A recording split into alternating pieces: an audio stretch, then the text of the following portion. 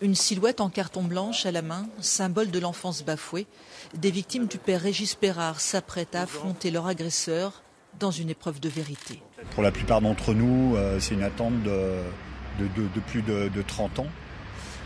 Donc c'est l'occasion de remettre les choses à leur place, de remettre un accusé sur le banc des accusés et des victimes à la place des victimes, ce qui est finalement compliqué parce que souvent les victimes portent plus de culpabilité que les accusés eux-mêmes.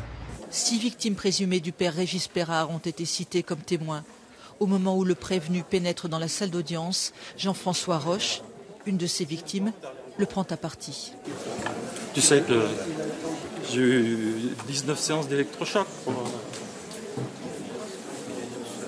Je peux profiter de cet instant.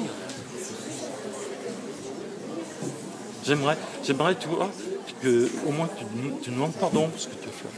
Tu veux pas demander pardon? Régis, pourtant le pardon, c'est un pilier de l'Église.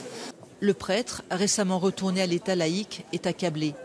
Lorsque Maxime, 38 ans, seule partie civile de ce procès et dont les faits de pédophilie ne sont pas prescrits, raconte les 2 agressions à l'âge de 11 ans, la décompensation, l'hôpital psychiatrique, Régis Pérard répond simplement « Je ne conteste pas les faits, mais je ne me souviens pas ».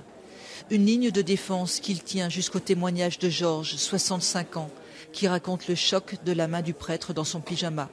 Le procès bascule, Régis Pérard reconnaît les faits et demande pardon.